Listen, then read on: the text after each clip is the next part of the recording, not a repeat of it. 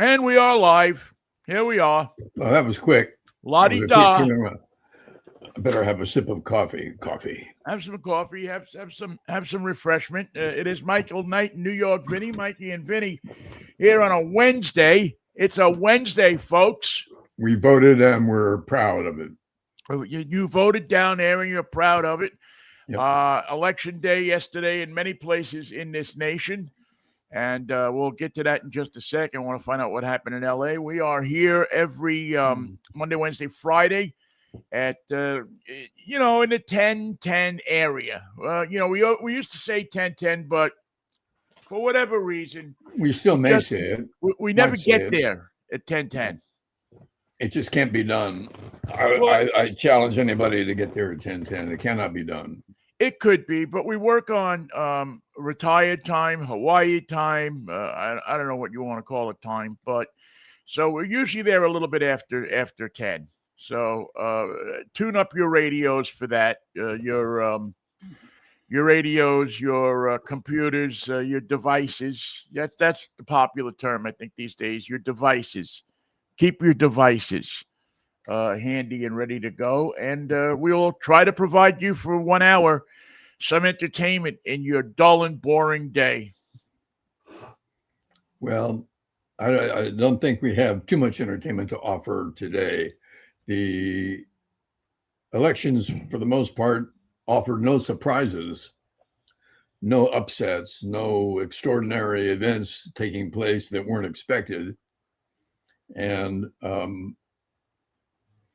it's funny how the media of the nation takes California as some sort of a afterthought, some sort of a late poll closing curiosity. Well, the polls do And close late, Michael. they do, and if you're in line, you get to vote. That's the rule. The end result last night was that the top two vote getters get to go to the runoff in November. And that is, in the case of California, it could change, but right now it looks like it's going to be one Republican and one Democrat, Xavier Becerra and Hilton going for it. And the result at that time will probably be Becerra, given the amount of Democratic voters in the state. There are 40 million of us in California. 10 million of that 40 million are in LA County.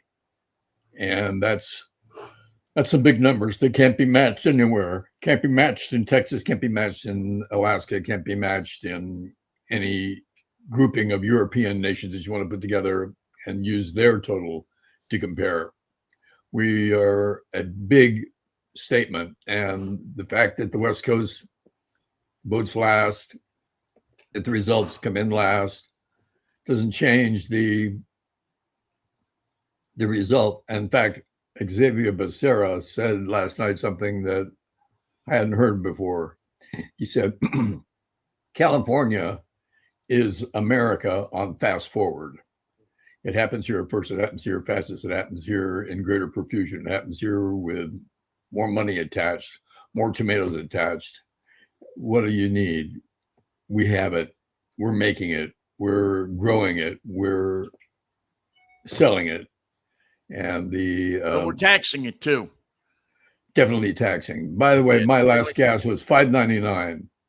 Yeah. You can So still it's definitely taxing it. You can still get gas for under $6, but you gotta know where to go. So I don't think anybody was surprised by the results in California and the. Well, what about Steyer? I mean, I thought that that Steyer was more of a factor. Was more of a factor. I mean, it kind of shocked me that he was that he came in third. Didn't even crack as of this morning. Didn't crack 1 million votes. He's at 20% of the vote, 979,000 votes. I was kind of surprised. I thought that from people I talked to in California, I thought that he was the guy. But is there He didn't have very good debates, Vin. He didn't have as self-assured and as well-spoken as he was in his television spots.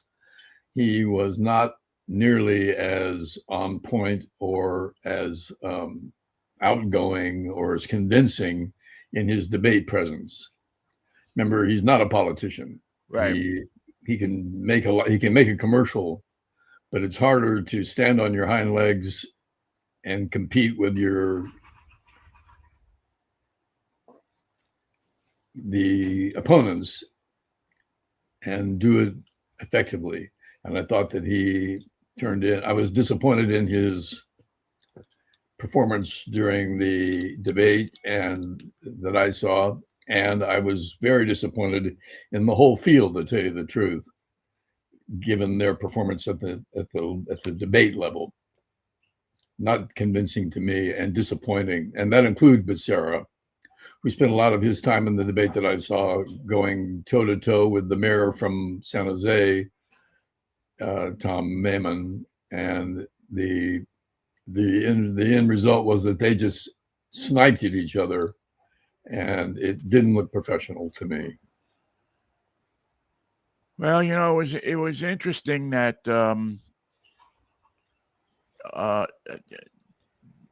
I watched one of the debates, and we'll have to admit that the one debate that I watched,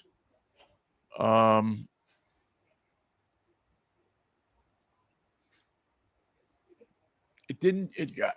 I was bored with it. Wasn't compelling. It was not. Yeah. There was not. Nobody showed up with a step out moment. I mean, if you remember the debate from not the last presidential election, but the one before with Kamala Harris, she had this kind of step out moment with Joe Biden. Interestingly enough, that really, it made you stand up and take notice. It was new territory. Yeah, it was just that she took Biden on, and when I watched the one debate that I did watch, and again, I didn't pay as much attention to this as I guess I probably should have or could have until really late in the game. But Becerra, none of them, and it's interesting to me too.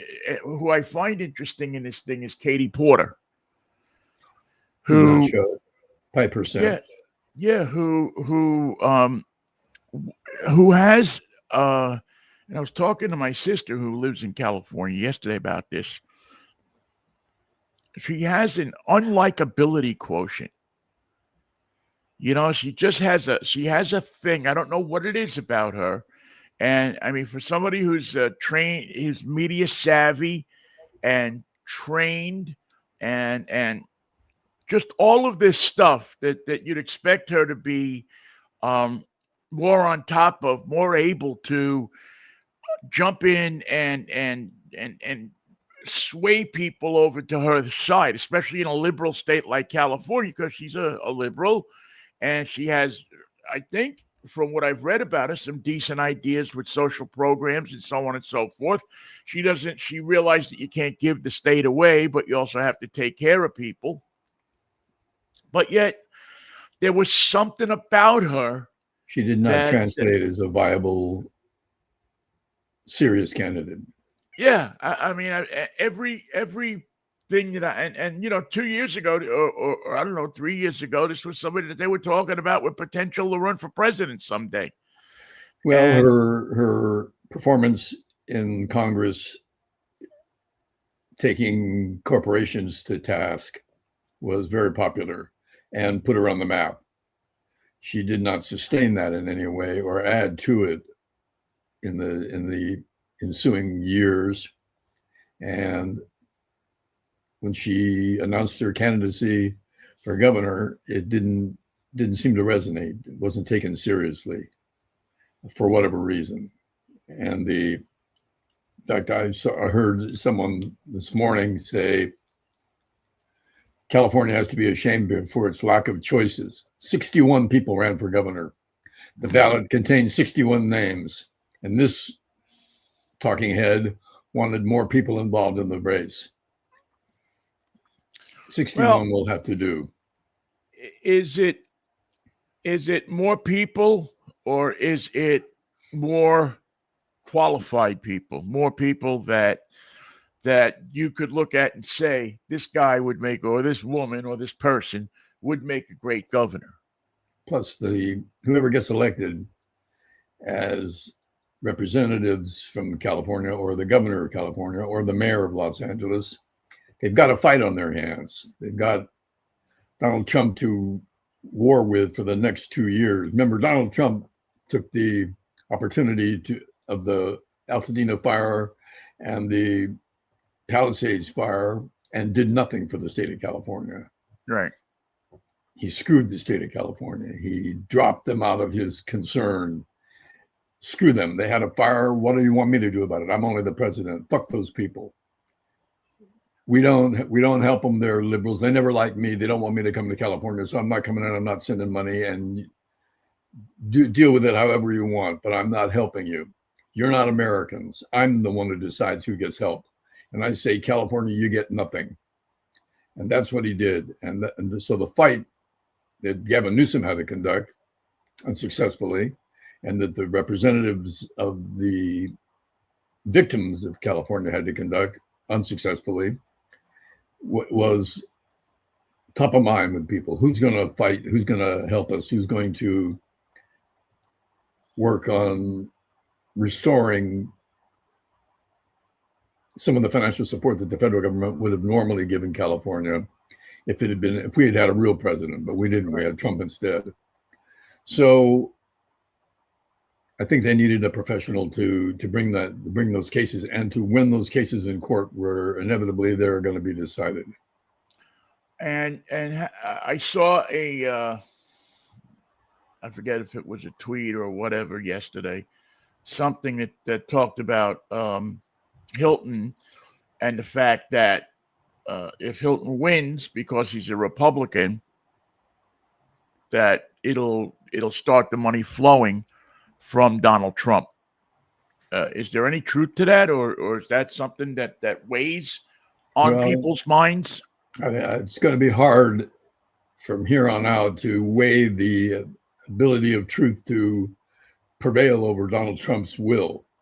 I don't know what the truth is going to be about that. And I don't know that Donald Trump would, even if he promised, would support Hilton in a way that would be good for the state.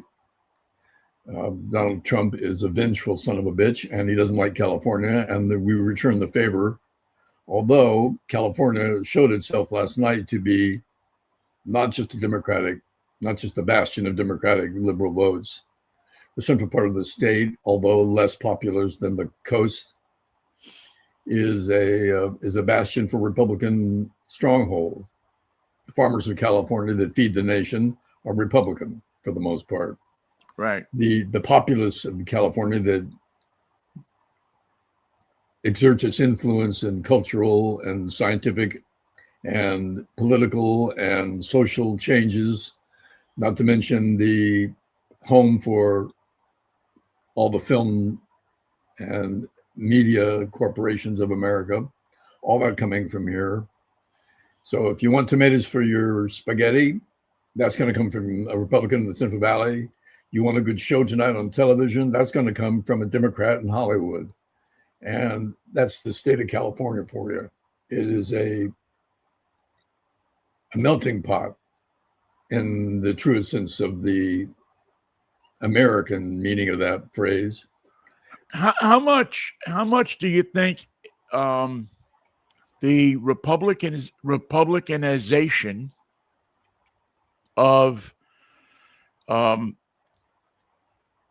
the entertainment industry, the Trump supportiveness of the entertainment industry, along with the Trump supportiveness of Silicon Valley, how much is that going to weigh into this election and either boost Hilton or boost Becerra.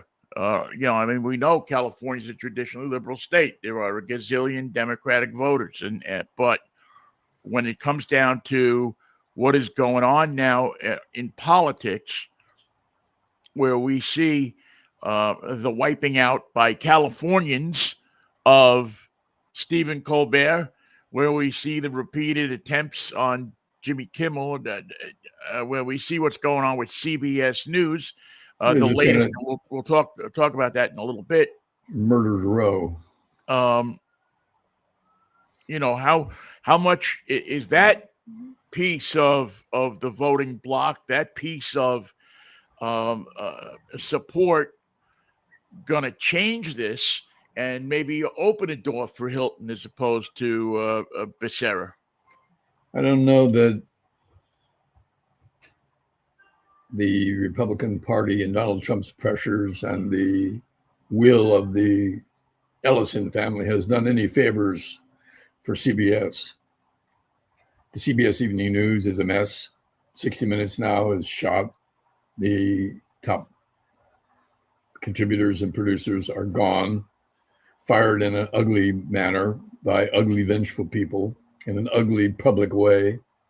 And that's not going to play well because the next head on the chopping block is CNN for the same reason, the same Ellison people, the same play to Donald Trump, the same effort to curry favor with the FCC and the powers that be.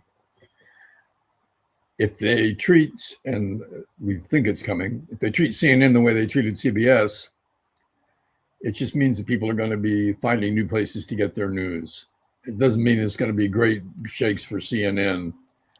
It doesn't mean that their numbers are going to double and that Donald Trump's going to be happy and CNN will be transformed and everyone will be pleased with the result. It's going to be ugly in public and not offering the results that they would have hoped for. Well, I think the people have many people, especially younger people, have moved their news consumption to non-traditional means. I mean, more people many people get their information from YouTube. Many people get their information from Facebook. Many people get their information from different social media or streaming sources in strict competition with CBS News and with NBC News, with ABC News. That the old model of sitting down at 6 o'clock or 5 o'clock and watching the national news is dying, and that the corporate and the thing it's at CBS, I don't agree with it, but the thing at CBS is bringing these new people who have this experience in new media into the fold, and that the 60 Minutes model may be going away. Now, I don't agree with that because it's still the number one watched news program in the country up until last week. Yeah. But I mean, it's got to be. I mean, what a mess they're making out of CBS. And the idea that, hey, I invited you to dinner, you wouldn't come, so you're fucking fired. You're through here. You weren't nice to me, and I warned you, you're out. The situation that 60 Minutes right now is they don't have the anchors, personalities, and producers to do it for another week.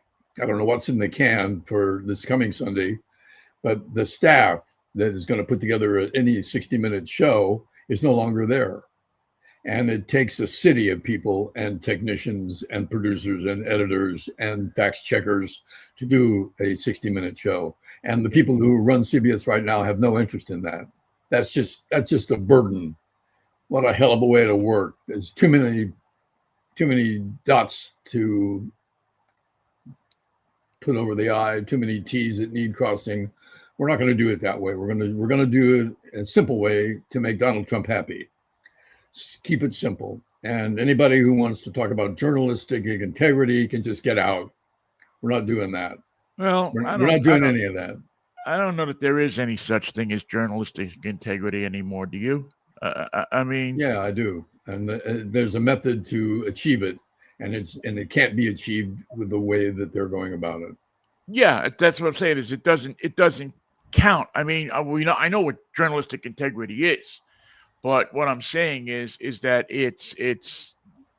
I don't know that it's being taught in college anymore. I don't know that in journalism school. I think Columbia School of Broadcasting. Yes.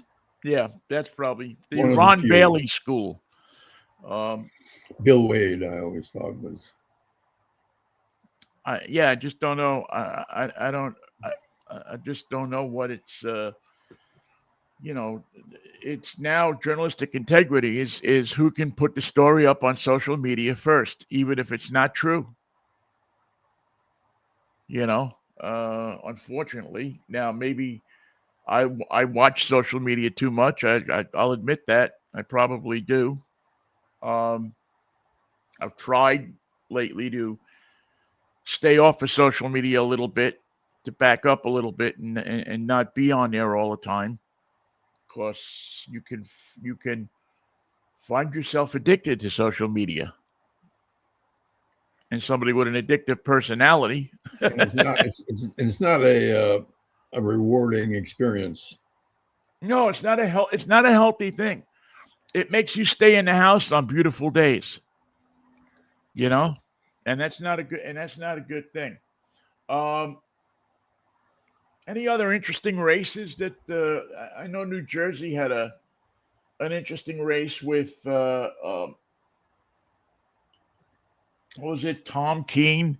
Yeah, I guess the incredible shrinking man, the invisible representative, the guy who is possibly sick and dealing with a medical situation, but it's never said what it is. He's never made the comment. He's never said, I'm going to be sick for a while.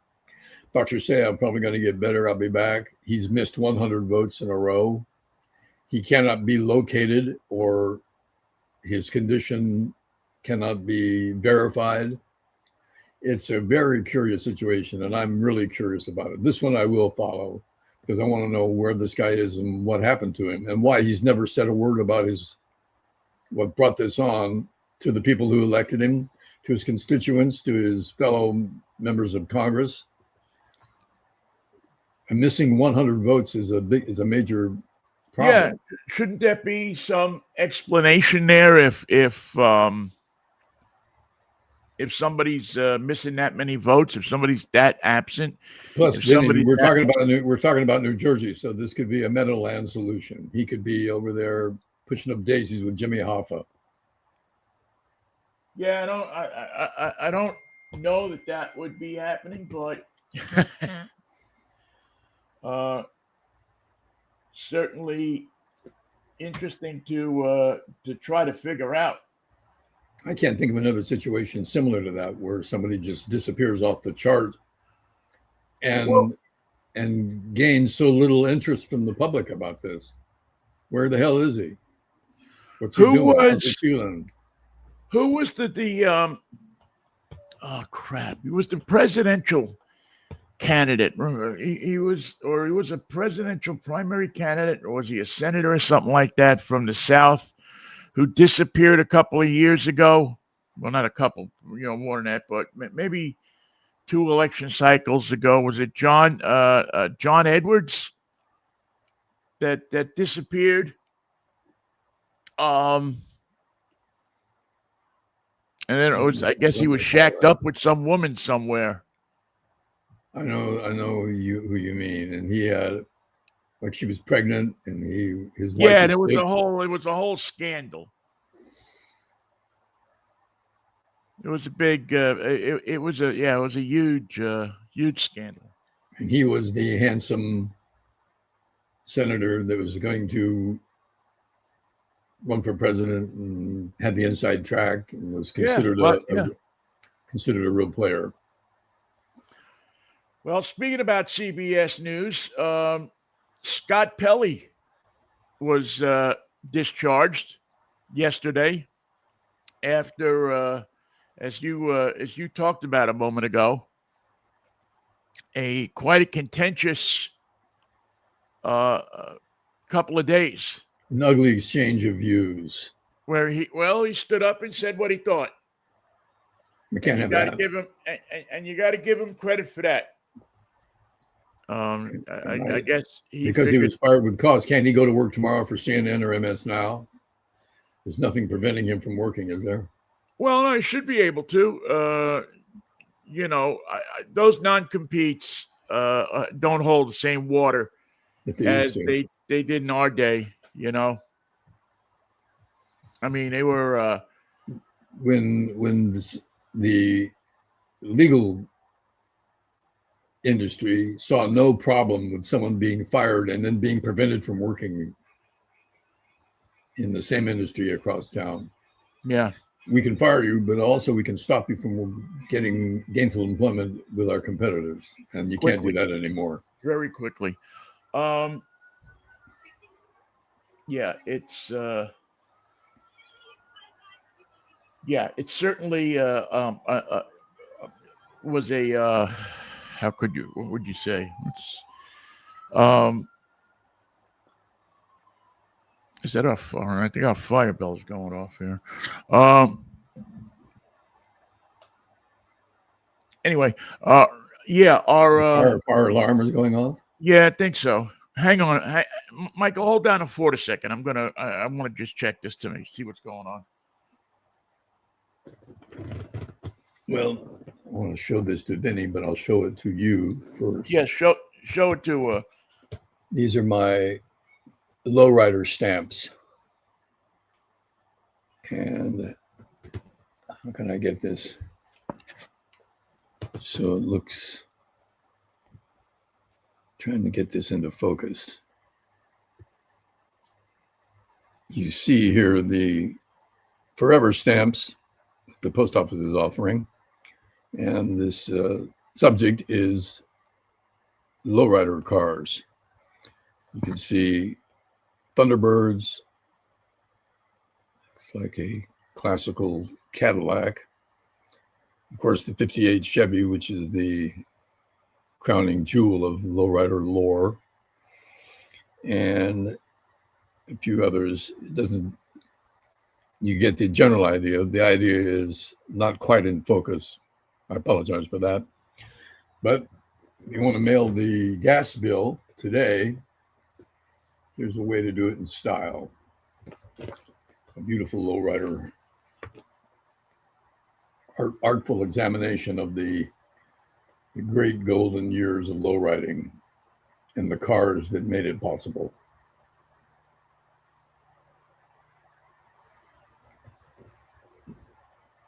Here you have it.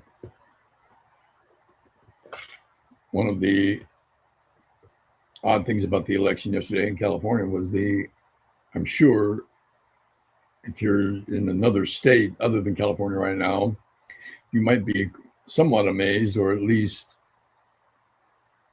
startled into reality that we had 61 names on the ballot for governor.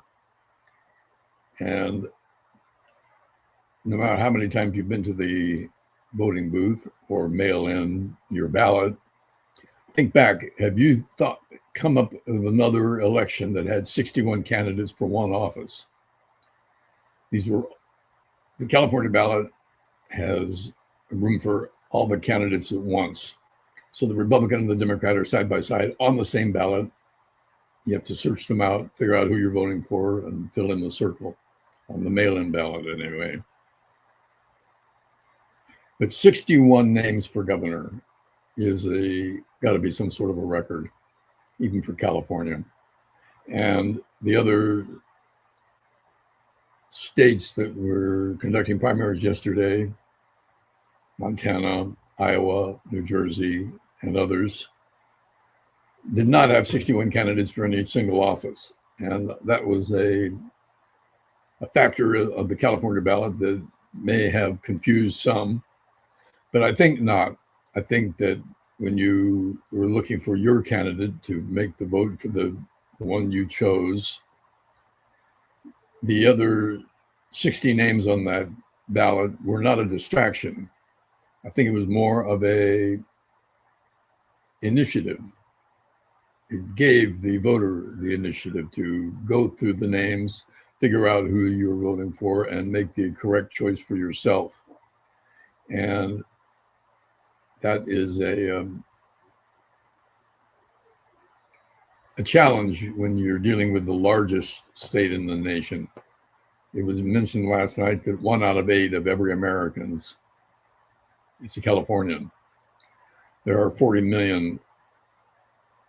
It's a guesstimate because we're a border state, and the number of individuals coming illegally to California changes from year to year. But we, in round numbers, say there's 40 million of us. In LA County, where I live, there's 10 million of us in one county, the largest county in the nation, the largest populace in any county in America. And they're active in terms of their participation politically. And that's why it's a death blow to anybody who's going to run against California, because California and the psychographic of the West Coast, that includes Oregon and Washington, is not a gimme. But for the most part, if you're not a Democrat running for office, national office, you're not going to get those 3 states. And there is a formula for ensuring that you do get those states. And it has nothing to do with being politically conservative or politically liberal. It's you've got to translate your message to the whole I call it the psychographic of the West Coast, to get those votes. And it's a challenge, and it's absolutely necessary. And you can factor it in at the beginning and say, yeah, you got the West Coast, but you still can't win unless you come up with Florida or Ohio or Iowa or Maine. And that may be a factor. But the big numbers come from getting the state of California. And it's a challenge to play that game with 60 other candidates on the ballot. So I was proud of California for coming through and voting in great numbers. The general solution to what happened last night in the primary is that there will be a Democrat and a Republican running against each other for the general election in November. And if it's vote to vote, man to man, woman to woman, the Democrats are going to win because they've got the numbers. And that's not a prediction. That's just pretty much a fact of nature in California. Yeah. Hilton can get every vote that he can get and still not come close to winning. Although, to be fair, and again, who knows what the mood of the country is going to be. Well, it's politics. Why be fair? From now, California has, strangely enough, elected Republican governors before. Oh, absolutely. George Duke Majan, the mayor from San Diego, can't remember his name. Yeah, Pete Murphy. Pete Wilson, excuse me. Right. Pete Wilson, mayor of San Diego. Arnold Schwarzenegger. The mayor will be back. Yeah, we're all Republicans. And yet, so that's why when I asked you the question before about the changing dynamic of the high-tech industry and the changing dynamic of the entertainment industry, I was interested in how many of those people are still stalwart Democratic voters, because that's where a large number of the Democratic vote comes from. And a large number of those voters are disenfranchised, especially in the entertainment industry, which has taken some major hits, and 2 major strikes in the last 5 years decimated the industry, and all the support businesses that support the industry, set design, craft industries, the people who do the meals for the production, the AI influence on the industry.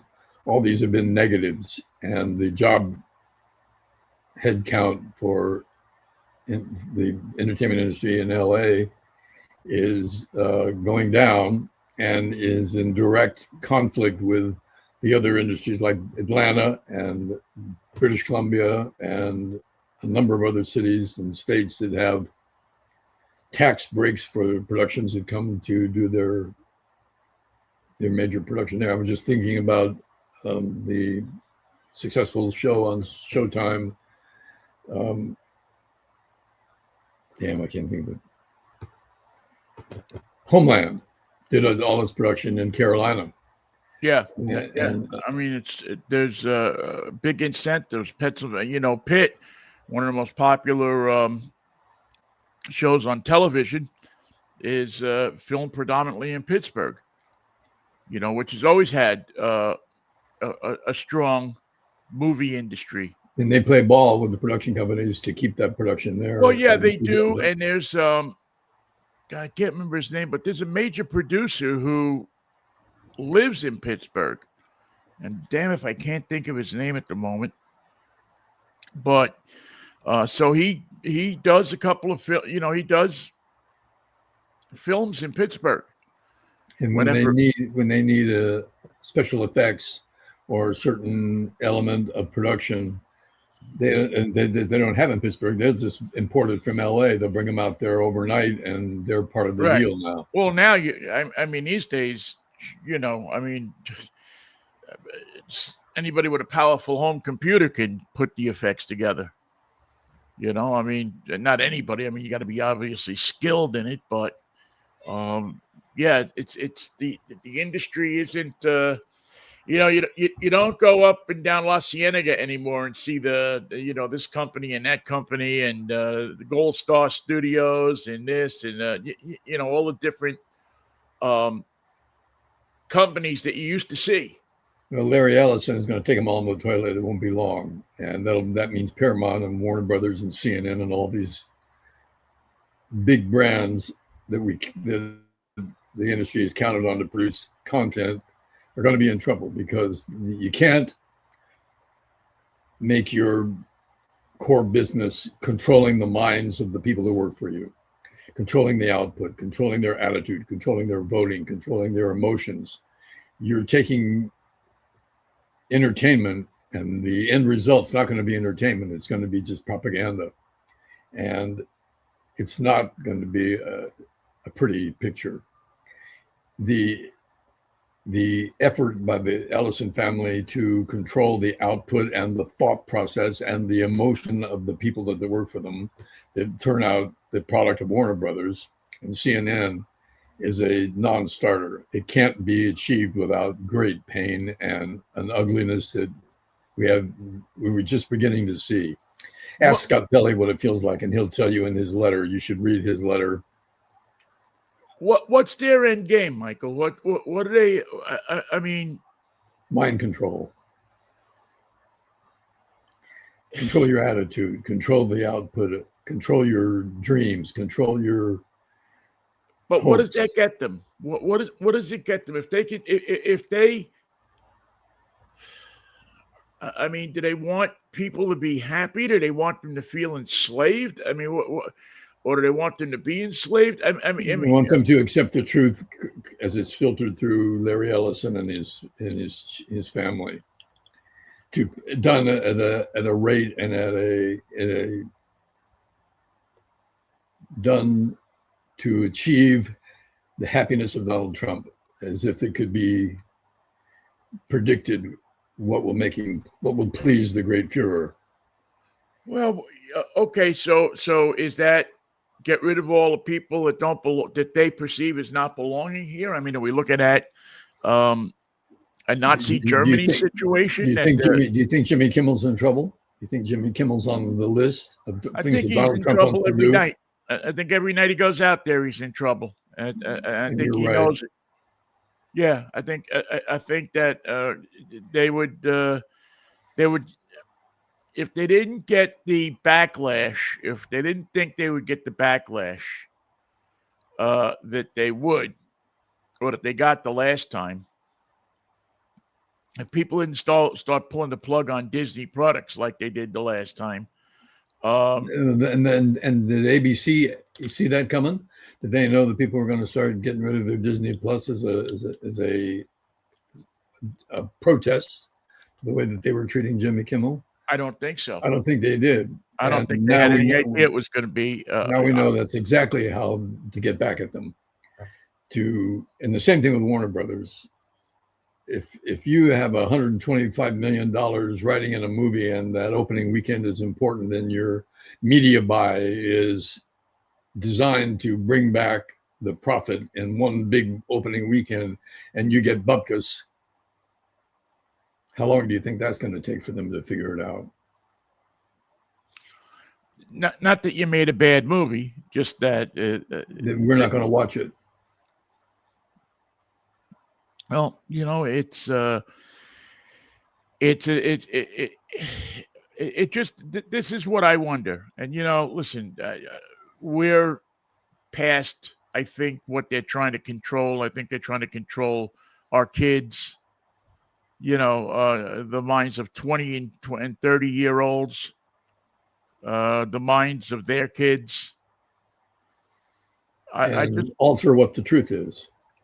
That used to be that used to be the truth. But have you seen the new truth that we've got? Well, the truth is what they want it to be, isn't it? I mean, when it really comes down to it, I mean, we've seen this time and time again throughout history. The truth is what the people in power want it to be.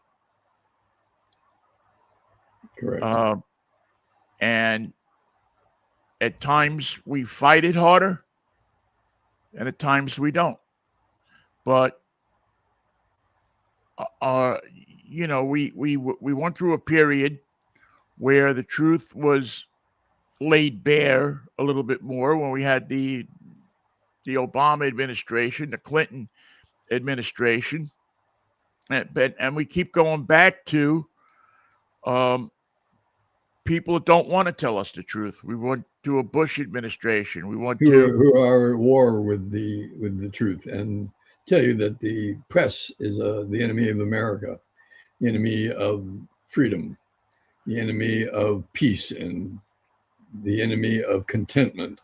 Yeah, it reminds me of the famous line in that movie with Jack Nicholson's "You can't stand the truth." Right. I'd like to make that decision myself, but again, I just wonder at times what they're, do they want to keep people so that they're struggling all the time? Is there a reason that this nation doesn't apply itself to things like healthcare, apply itself to things like daycare, apply itself to things like education, like other countries do? And look at how these other countries have passed us. And there's other theories afoot, Vinnie, that say that this is a war on the First Amendment, that the freedoms guaranteed in the Bill of Rights are too broad, they're too liberal, they're too damaging to the dictator mentality. And freedom of the press is a nuisance. What if there was no freedom of the press? We wouldn't have any of these problems. We wouldn't have a problem with CNN. We could just say, this is the news, deal with it. That's all we've got tonight. But how does that work out in other countries? I mean, I think about other countries like that on the surface look. I mean, how does that work out in Brazil? How does that work out in Colombia? How does that work out in Ecuador? How does it work out in just places in this hemisphere? Well, pretty soon you realize that you've got the press subdued, but you need the army on your side to keep the people subdued. Yeah. And you take off for Europe because it's freer. Go to Hungary. It's freer there than it is here. Now they base their constitution on ours, but they're the ones using it, and we're the ones abusing it. I mean, do you want a situation I mean, do they want a situation like Putin has in Russia? At times, I think that. At times, that when I hear these clowns in Congress and so on and so forth praising Putin, I wonder if that's what they want. If Step that's one, you got to control the media. You have to have full control of the media. You can't have them coming up with alternative versions of everything. The president says it was like this. The New York Times says, no, it's like this. MS Now says, no, it looks like this. The gaggle of news producing websites in Washington, D.C. that have taken the place of major newspapers like the Washington Post and the LA Times, which have been purchased by oligarchs, and their output altered and their viewpoint subdued and their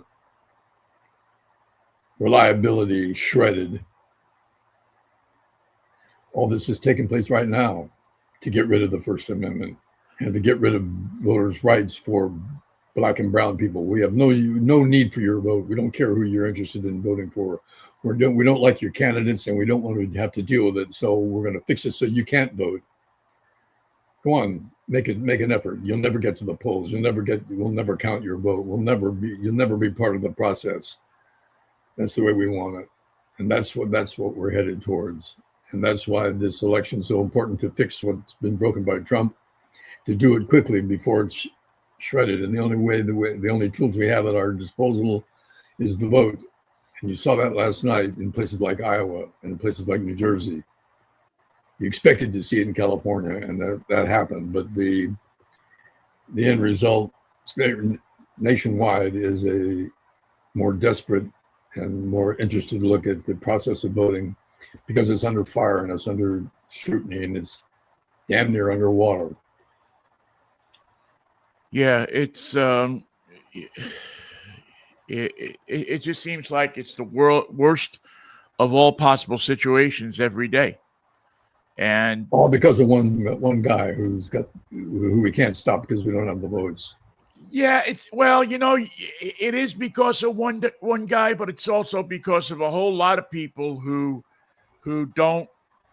won't stand up to that guy. True enough. I mean, you only need a couple of Republicans to stand up and say this is ridiculous, to stand up for our country. But our country has taken a second seat to personal interest, fear and loathing.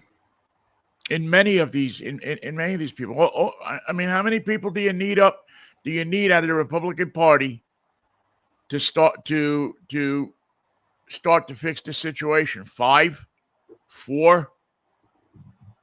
And who can you depend on? You never know what Lindsey Graham's going to say from day to day. He's with him. He's against him. He's up in the air. He's pretty much with him. I mean, I count Lindsey Graham as one of his closest, his staunchest allies. Lindsey Graham's in it for Lindsey Graham. The more I see of that guy, the more I don't like him. I mean, I never did like him to begin with, but he just looks like he's somebody that's in it for. I mean, Lindsey Graham, from the stuff that I've seen, I mean, he's wanted this war with Iran for a long time. He's a hawk, man. He thinks that pushing the pressure on our allies, and it just seems that he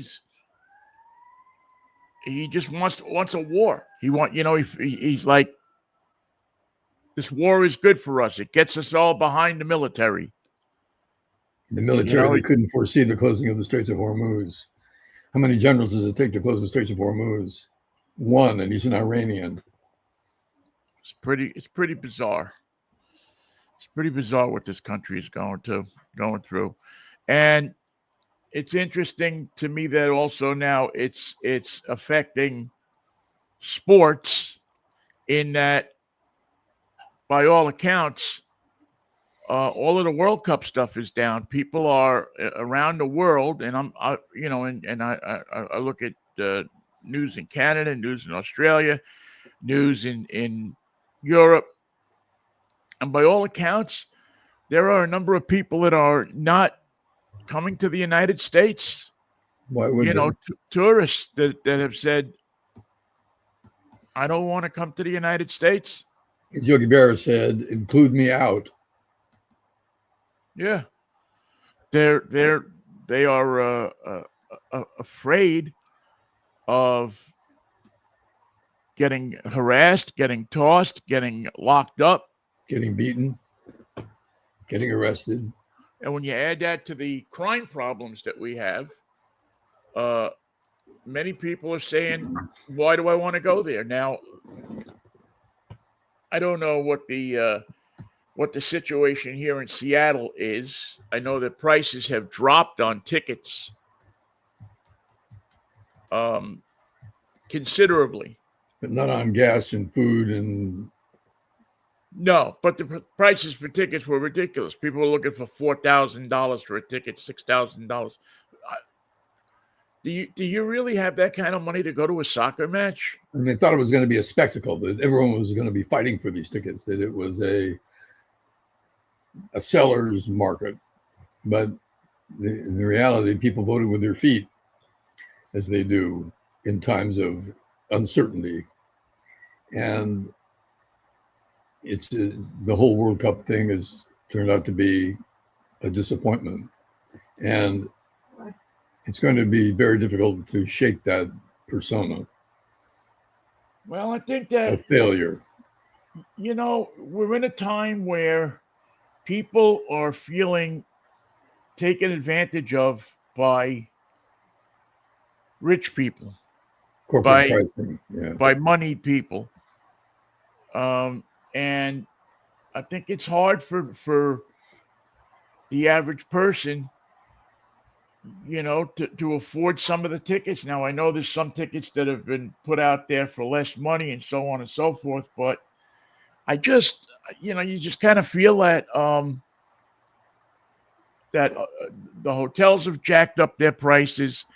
The thing with New Jersey Transit, where they want to charge you $150 for a ticket to the train from Penn Station to the soccer stadium, the MetLife Arena. Meadowlands. I mean, it's really kind of when governments get involved in that kind of stuff. When you see governments get greedy like that kind of, I mean, but people show up for it. I remember our good friend, the Gas Man, who just had a birthday not long ago. Happy birthday, Mike Astano. But he's always talked about the coming sports revolution and how people were going to backlash against the high prices in sports. And where was the breaking point? Well, it's interesting because I look at the World Cup and I see what they're trying to charge and I see what they're trying to do, and I see people paying it, and I go, how do you put that kind of money together for tickets like that? How do you put that kind of money together and feel like it's okay to spend $4,000 a ticket to take you obviously don't take your family.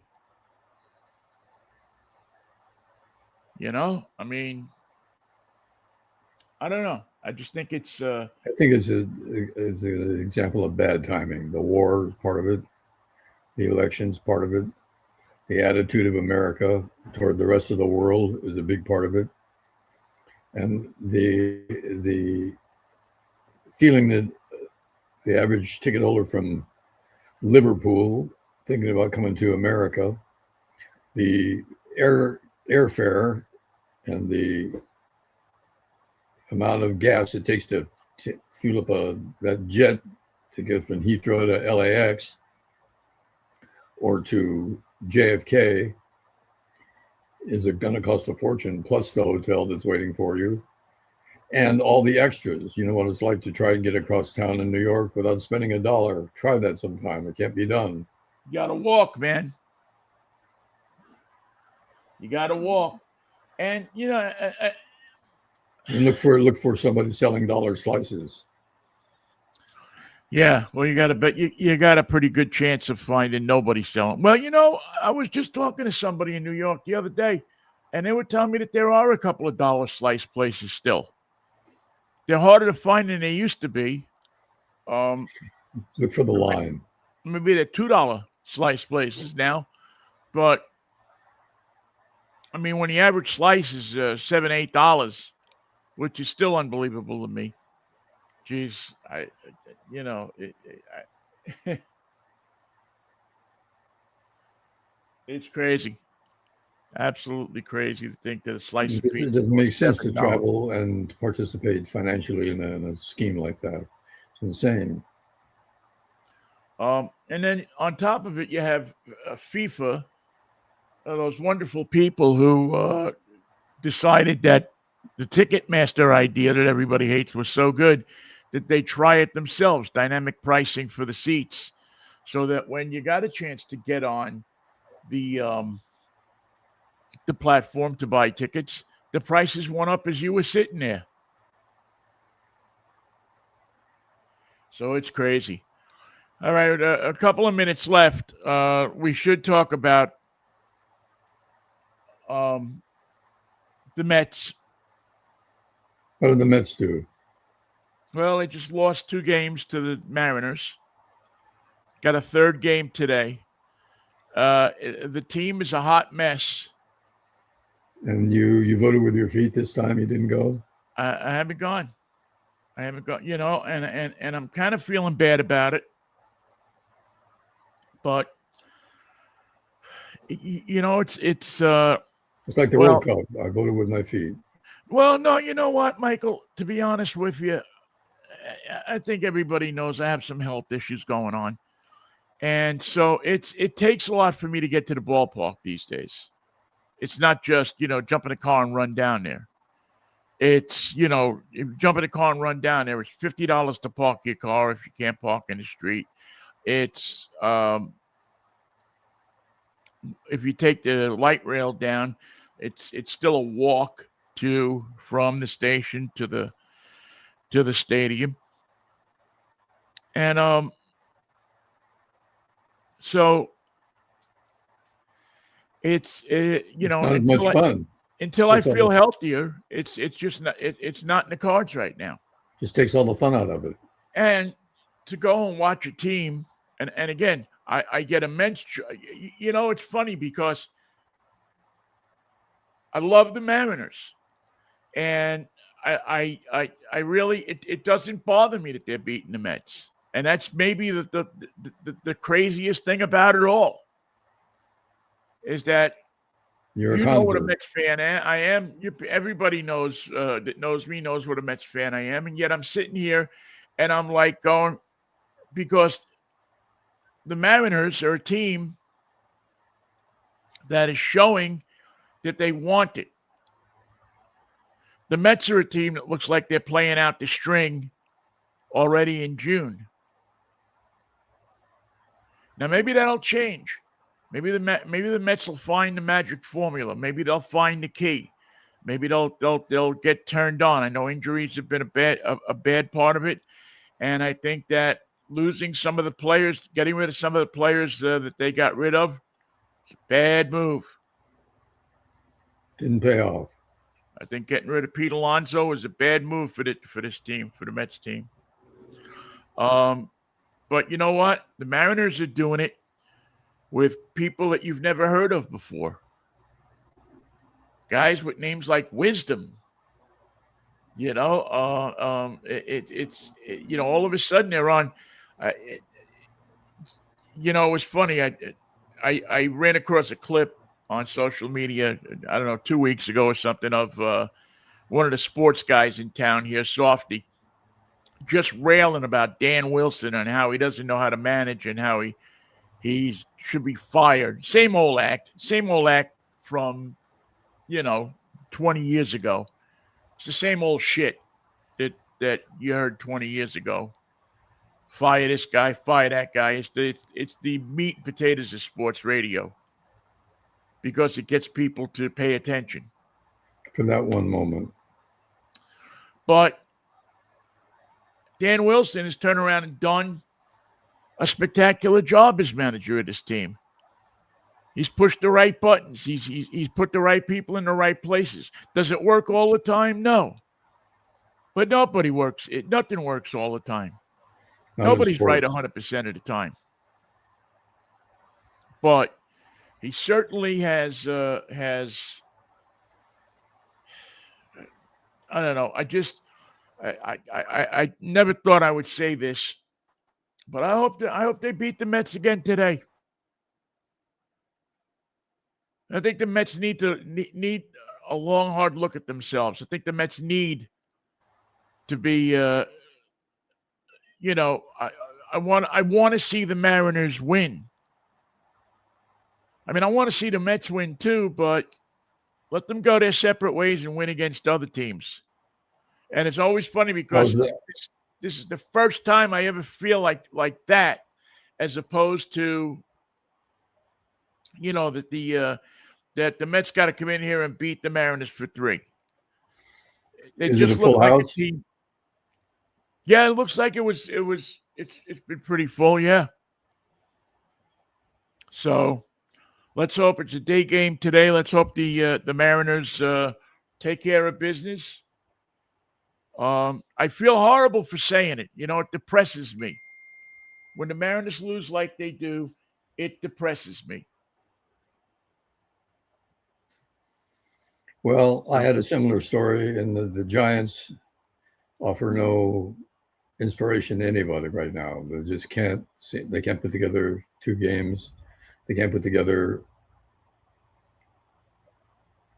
a 3-run inning. They just don't know how to play ball. They don't have the stick-to-itiveness. They don't hit the ball. They don't field the ball. They don't beat you. They lose. They lose reliably and regularly. And interesting story in my particular family, where we have been Giants fans all this time, and the other side of our family are Red Sox fans. That my grandson, growing up here in LA, is naturally a Dodger fan. All his kids at school are Dodger fans. He went to his first baseball game with his dad and a bunch of kids from his baseball team, and they saw the Dodgers, and they bought Dodger hats and they bought Dodger shirts, and they cheered for the Dodgers. And they're How did you get through that? That's like a well, psychological thing. My daughter posted and said, "My dad's going to faint." So I called her back and I said, "I was sitting on the couch, so I did faint, but I didn't hurt myself." And there's nothing you can do about it. It doesn't anger me. I mean, I hate the Dodgers. That's all. That's a fact, and that's never going to change. But this kid can't hate the Dodgers. He every day he goes to school and he plays on 2 different teams, and all his friends are Dodger fans, because how could you not be a Dodger fan living in LA? They win everything. They got Shohei Ohtani. They got a winning. If one of their pitchers goes down, they get another pitcher, and he starts and he wins. They're just a winning ball club. They spend a fortune to do it, but that's what it costs to win every game. That's what it costs to play for the World Series every year. It costs a fortune, because that's what it's like. It's expensive to win. Well, the Mets have spent a fortune too, and they got jack for it. They got nothing. They got the second highest payroll in baseball, and they got nothing. They're a last place team, and they don't look like they want to be anything but a last place team. And it's got to come from the front office. There's got to be some connection. Yeah, I can't root for that. I can't. When I see a team like the Mariners, and I see that they're trying, and I see that they don't have all the stars that the Mets have, but yet they clawed their way to first place. They were faced with a bad situation earlier in the season, and they've turned it around. I don't know if it'll last all season or not, but there's no reason for me to think it should. There's no reason for me to think that they're going to fail. Their stars are getting hot at a good time, and if you don't win these games, you can't sell it to a 7-year-old. Hey, what about the Giants? This family roots for the Giants. The Giants stink. What about the Red Sox? Everybody, this family has rooted for the Red Sox for generations. The Red Sox can't win. Well, what are you going to do? I mean, I live in LA. You grow up, right? Yeah, you're a Dodger fan because you live in LA. I completely understand it. If your daughter would have moved to Northern California, maybe you would have had a shot. Sorry. But, being close to family is the most important thing, right? That's right. Even when it comes to letting the Dodger blue come in, his bedroom is going to be painted. He wants his bedroom painted Dodger blue. Well, the good thing is, Michael, I don't think we're going to see you in a Dodgers jacket anytime soon. Not going to happen. Just like you won't see me in a Yankees shirt anytime, a Yankees thing. Although I do have a Pirates jersey that I like to wear because I'm intrigued with the Pirates this year. They're another scrappy ball club. Whose jersey is it? Does it have a number on it? No, it's just a plain jersey with no number. I never wear numbers on my jerseys. Very rarely. I have in my jersey collection. I have an old Tom Seaver jersey that has 41. Obviously 41 on it, and an old Tug McGraw jersey that has 45 on it. That's the jersey I wore on my run. Yeah, I still have that jersey. I still have it. Never get rid of that thing. I proudly sweated it up coming from Chrissy Field back to KKCY. That was a beautiful run. All right, Michael, what do you say we get together and do this Friday? Hopefully I'll be in a little better, just feel a little more, a little better. Don't forget about your First Amendment rights to have the truth brought to you by the news. It used to be something that every radio station would do without any problem. They got their sources from UPI and Associated Press. But now, to keep their listeners happy, they will be glad to slant the news to make you listen to the crap, make you listen to the lies and the suppositions and the propaganda. You don't know how easy it is to fall for that. So truth shall set you free. Get yourself some truth today. Michael. All right, Ben. See you on Friday. If the Lord's willing, the creek don't rise. Peace. And I guess the apartment's not on fire? No. If it would have been fire, you would have had to do the rest of the show by yourself. I would have been gone. Have to eat your lunch all by yourself. I stay out of. I'm smart enough to hopefully stay out of fires. All right. I'll see you Friday, Ben. Peace, love, and Manischewitz, Michael. Take care of yourself. It's quite a wine. Enjoy some today. See you. All right. See you.